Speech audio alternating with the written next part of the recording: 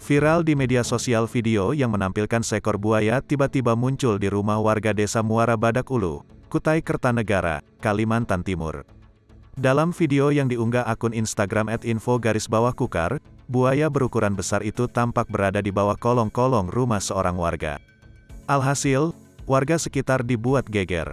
Diduga, buaya itu mendatangi kediaman warga untuk memangsa hewan ternak. Kejadian itu berlangsung di malam hari.